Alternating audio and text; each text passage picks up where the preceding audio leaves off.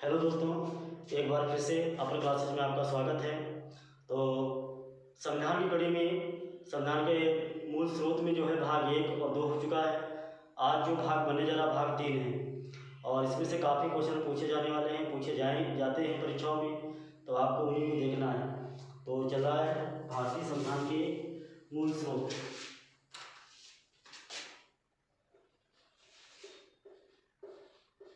भारतीय संविधान के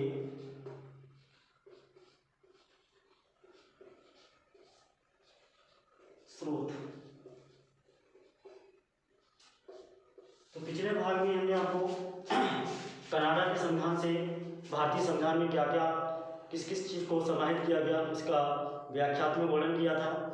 आज हम आगे बढ़ते हैं। आयरलैंड से क्या लिया गया है? आयरलैंड। तो यहाँ से 2-3 चीज़ें ली गई हैं। पहली तो ली गई है नीति निर्देशक तत्व। नीति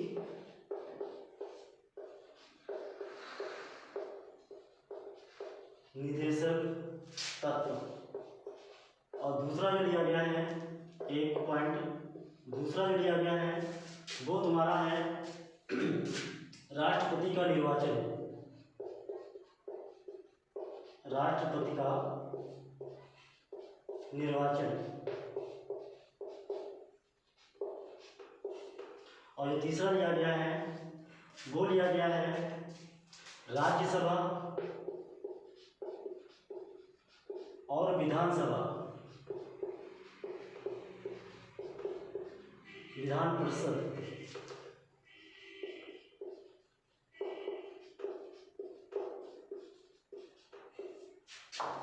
के मनोनीत सदस्यों का वर्णन किया गया है।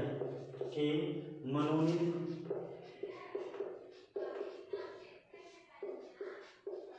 सदस्यों का वर्णन किया गया है। मतलब मनोनीत सदस्यों जो राज्यसभा और विधान परिषद के जो मनोनीत सदस्य हैं इसके अंतर्गत जो है आते हैं। तो आपको पता होगा कि आयरलैंड से 3 चीज़ें ली गई हैं।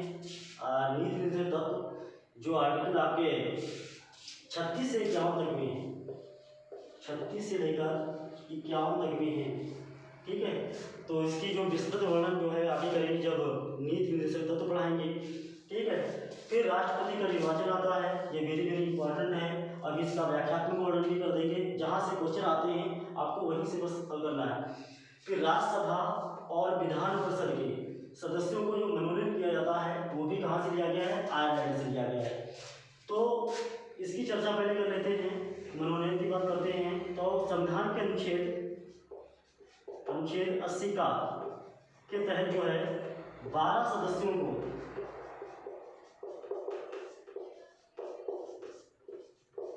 राष्ट्रपति मनोनीत करता है।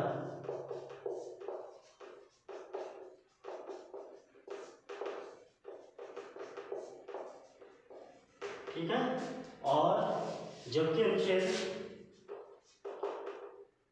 171 के अंतर्गत जिसमें विधान परिषद के गठन की बात कही गई है 1/6 सदस्यों का मनोनयन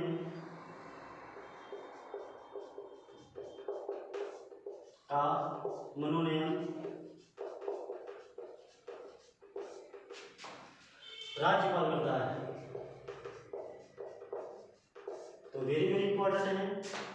तो 80 का जो है जो राज्यसभा में 12 सदस्य ऐसे सदस्य होते हैं जो इस क्षेत्र में आते हैं।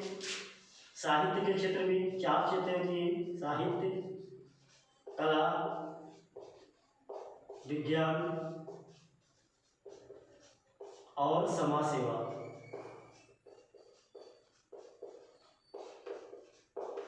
ठीक है, तो फिर से समझ लीजिएगा जो आयरलैंड है, आयरलैंड से नीति निर्देशक तत्व लिए गए हैं जिसका जो व्याख्या आगे हम करेंगे 36 से 51 तक में है। राष्ट्रपति का निर्वाचन कैसे होता है अभी हम आपको बताएंगे। और तीसरा है राज्यसभा और विधान परिषद में मनोनीत सदस्य जो लिए जाते हैं वो कैसे हैं। भारतीय संविधान के अनुच्छेद 80 का के अंतर्गत जो है 12 सदस्यों को राष्ट्रपति क्या करता है? मनोनीत करता है। जबकि अनुच्छेद 171 के अंतर्गत जहाँ पे विधान परिषद के गठन का प्रावधान किया गया है 1/6 सदस्यों का मनोनयन राज्यपाल करता है। ठीक है, तो ये किस क्षेत्र से आते हैं? जो साहित्य के क्षेत्र में विशेष उपलब्धि प्राप्त किए हो, कला के क्षेत्र में, विज्ञान के क्षेत्र में या समाज के क्षेत्र में जो विशेष उपलब्धि को प्राप्त करता है उन्हीं व्यक्तियों को मनोनीत किया जाता है। ठीक है, तो ये कहाँ से लिया गया है? आयरलैंड से लिया गया है, तो वेरी वेरी इंपॉर्टेंट है। फिर आगे बढ़ते हैं, राष्ट्रपति का निर्वाचन में हम स्पेशल बात करते हैं। तो देखिएगा राष्ट्रपति के निर्वाचन में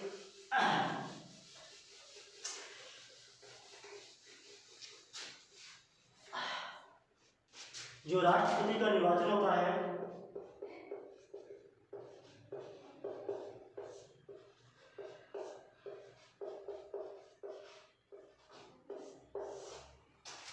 इसका उल्लेख जो है भारतीय संविधान के अनुच्छेद 54 और 55 में है। अनुच्छेद 54 और अनुच्छेद 55 में है। और राष्ट्रपति का चुनाव 54 में है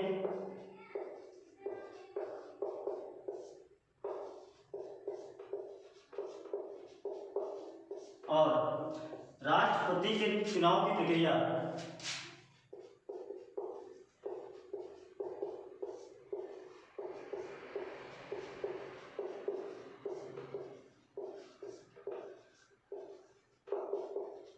जो है किस प्रक्रिया के तहत किया जाएगा ये 55 में है। तो वेरी वेरी इंपॉर्टेंट है। तो राष्ट्रपति का चुनाव होता है अनुच्छेद 54 के अंतर्गत और अनुच्छेद 55 के अंतर्गत राष्ट्रपति के चुनाव की प्रक्रिया का वर्णन किया गया है। तो राष्ट्रपति का निर्वाचन होता कैसे? तो राष्ट्रपति का निर्वाचन निर्वाचक मंडल के द्वारा होता है। राष्ट्रपति का जो निर्वाचन होता है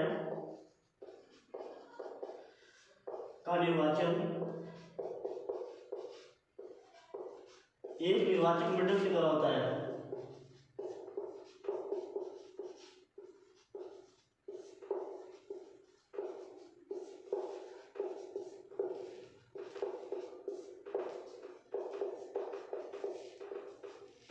इसमें कौन कौन भाग लेता है? पहले जो भाग लेते हैं लोकसभा प्लस राज्यसभा के निर्वाचित सदस्य।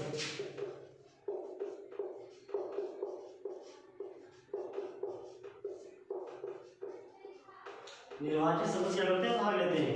दूसरा है राज्यों के विधानसभाओं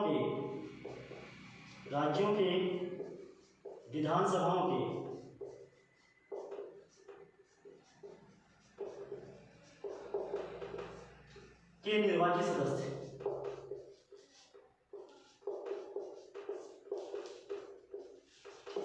ये भी जो होते हैं निर्वाचित सदस्य, इसमें भाग लेते हैं विधानसभाओं के निर्वाचित सदस्य। और पहले इसमें केंद्र शासित प्रदेश नहीं थे, लेकिन अब 17वां संवैधानिक संशोधन किया गया। 17वां संवैधानिक संशोधन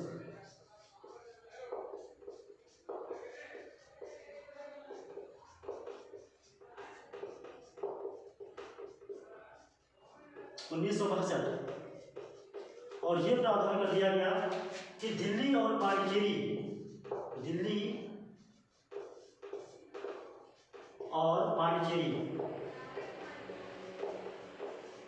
के विधानसभाओं के निर्वाचित सदस्य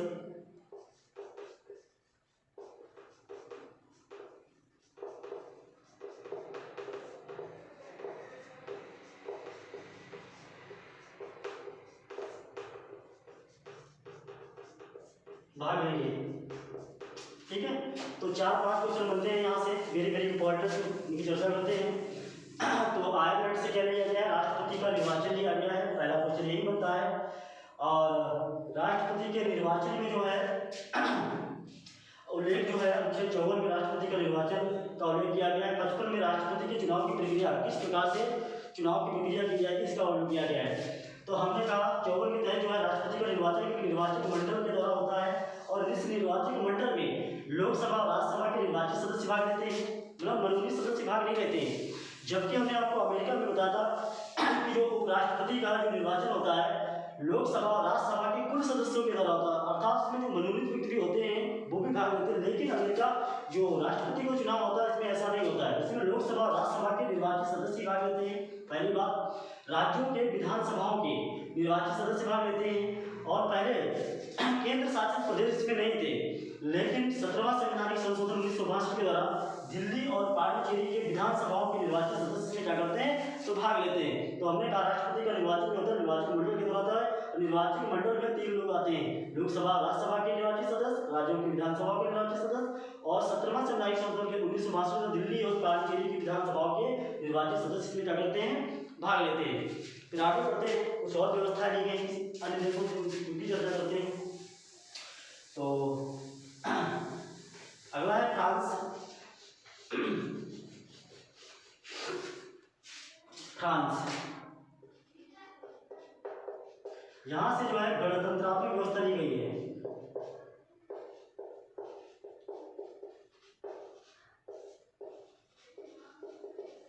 और हमने आपको गणतंत्र बताया था जब प्रस्तावना के भाग में हमने इसकी व्याख्या भी की है कि जिस देश का राष्ट्राध्यक्ष अनुवांशिक न होकर एक निश्चित अवधि के लिए निर्वाचित होता हो तो उसे क्या कहते हैं, गणराज्य कहते हैं। तो फ्रांस से क्या लिया गया है, गणतंत्रात्मक व्यवस्था लिया गया है।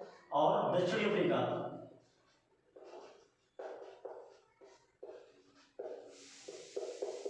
दक्षिण अफ्रीका से जो है संविधान संशोधन,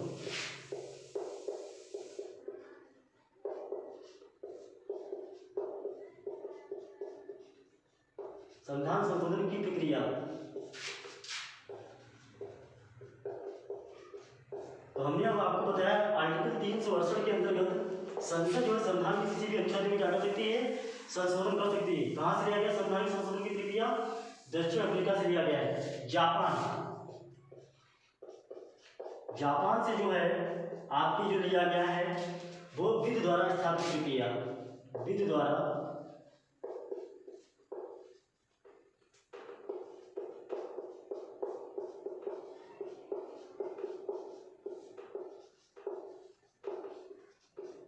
हमने कहा था कि न्यायिक पुनरावलोकन के अंतर्गत जो है जो निर्देश बनाती है, चाहे उच्च न्यायालय चाहे सर्वोच्च न्यायालय, वो अनुप्रति विधि द्वारा स्थापित प्रक्रिया, मतलब जो संवैधानिक है, जो वैध है, जो कानून के अनुसार है, उसी के अनुसार से जो न्यायिक पुनर्वलोकन का आधार मानती है। तो विधि द्वारा स्थापित प्रक्रिया कहाँ से ली गई है, जापान से।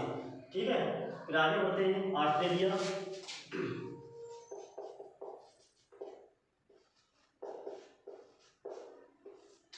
ऑस्ट्रेलिया से समवर्ती सूची ली गई है।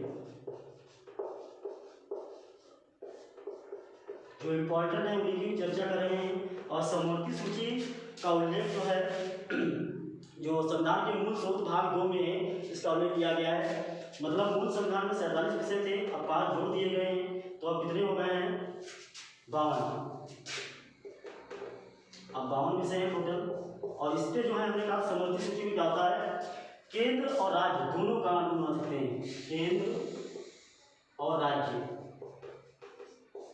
लेकिन इसमें यह भी कहा गया है कि जब एक ही विषय पर केंद्र और राज्य दोनों कानून बनाते हैं तो केंद्र का कानून मान्य होता है। लेकिन एक कंडीशन रखी गई है, यदि राज्य होता है किसी समवर्ती सूची पे कानून बनाता है और कानून बनाने के बाद अगर राष्ट्रपति की अनुमति ले लेता है तो राष्ट्रपति राज्य का क्या है, कानून मान्य होता है। तो ये यहाँ भी है। तो फिर आगे बढ़ते हैं। फिर जो है पूर्व सोवियत संघ,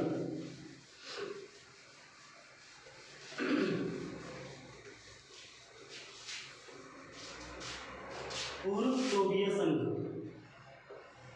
पूर्व सोवियत संघ, यहां से मूल कर्तव्य लिए गए हैं, मौलिक कर्तव्य या मूल कर्तव्य। ठीक है, तो मूल कर्तव्य जो लिए गए थे, मूल संविधान में मूल कर्तव्य का उल्लेख नहीं था। मूल कर्तव्यों का उल्लेख जो है 42वें संवैधानिक संशोधन, जो मूल कर्तव्य का उल्लेख जो है 42वें संवैधानिक संशोधन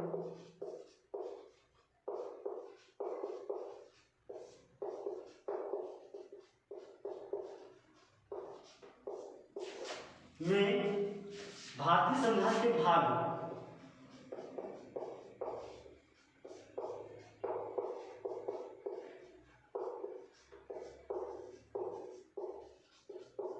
4 का जोड़कर और भारतीय संविधान का अनुच्छेद, जो अनुच्छेद है 51 का जोड़कर 10 मूल कर्तव्यों का प्रावधान किया गया था। 10 मूल कर्तव्यों का प्रावधान किया गया था।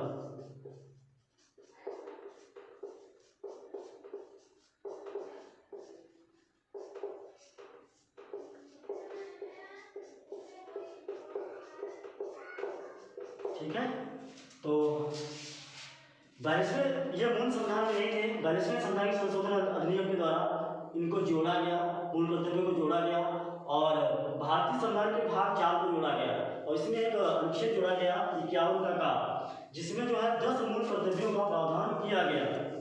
लेकिन ये भी पूछा जाता है परीक्षाओं में कि जो अनुशंसा की थी किस समिति ने की थी, तो मूल कर्तव्य की अनुशंसा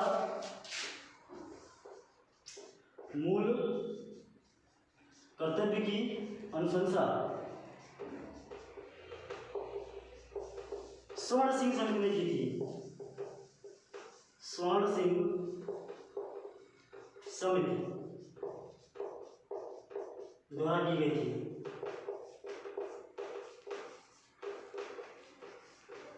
ठीक है, वेरी वेरी इंपॉर्टेंट है और लगभग हर परीक्षाओं में पूछा जाता है।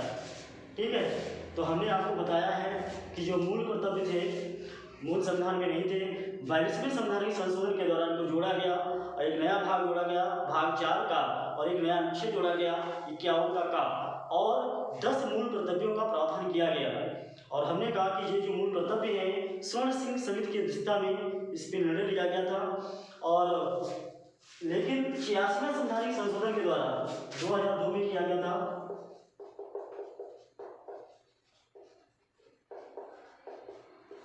संशोधन के द्वारा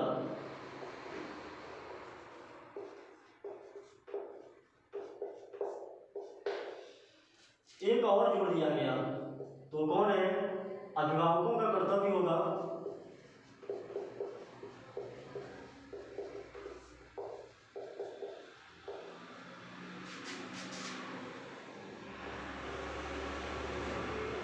कि अपने 6 से 14 वर्ष के बच्चों को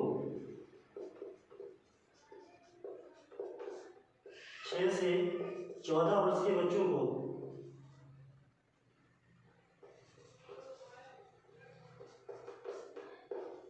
स्कूल भेजें। ठीक है, आप इनकी संख्या कितनी हो गई है? 11। तो यहाँ से 4-5 क्वेश्चन बनते हैं। तो पहला ये पूछा था कि मूल कर्तव्य कहाँ से लिए गए हैं, तो मूल कर्तव्य जो है पूर्व सोवियत संघ से लिए गए थे और हमारे मूल संविधान में मूल कर्तव्य नहीं थे। 22वें संवैधानिक संशोधन के द्वारा इनको क्या है जोड़ा गया और भारतीय संविधान का नया भाग जोड़ा गया 4 का। ये पूछाता है कि मूल कर्तव्य संविधान के किस भाग में है, तो 4 का में है और एक नया अनुच्छेद जोड़ा गया 51 का। ठीक है, और 10 मूल कर्तव्यों को समाहित कर दिया गया। और जो मूल कर्तव्य की अनुशंसा की थी स्वर्ण सिंह समिति ने की थी। कई बार पूछा जाता है किसकी अनुशंसा में लिए गए थे, तो स्वर्ण सिंह की अध्यक्षता में निर्णय लिए गए थे और पहले 10 थे। लेकिन 86वें संवैधानिक संशोधन 2002 के द्वारा जो है एक और जोड़ दिया गया कि अभिभावकों का कर्तव्य होगा कि अपने 6 से 14 वर्षों के बच्चे को जो है स्कूल को भेजें। और एक यहाँ पर बता दें कि मौलिक कर्तव्य में भी जो है 21 का एक जोड़ा गया था। 21 का इसी 86वें संवैधानिक संशोधन के द्वारा हमने 86वां बता रहे थे, इसलिए वेरी वेरी इंपॉर्टेंट है कि राज्य जो है 6 से 14 वर्षों को निःशुल्क और अनिवार्य शिक्षा देगा। ये क्या है? मौलिक अधिकार है। जब मौलिक अधिकार पढ़ाएंगे तो वहाँ पे इसका उल्लेख करेंगे। तो ठीक है, तो हमने कहा 86वें संवैधानिक संशोधन 2002 के द्वारा इसमें क्या अभिभावकों का कर्तव्य होगा कि अपने 6 से 14 वर्ष के बच्चों को क्या है स्कूल भेजें। तो 5-6 क्वेश्चन यहाँ से बनते हैं। ठीक है, तो इसको लिख लीजिएगा, मिसाल है। तो ये मेरा छोटा सा एक भाग है तीसरा। इसके बाद चौथा भाग पढ़ाएंगे। उस भाग में जो है आपातकाल, जर्मनी से लिए गए आपातकाल का उपबंध और राष्ट्रीय आपातकाल में जो है मौलिक अधिकारों के निलंबन की प्रक्रिया कैसे होती है उसकी व्याख्यात्मक चर्चा करेंगे। तो ठीक है, अगले नेक्स्ट वीडियो में मिलते हैं।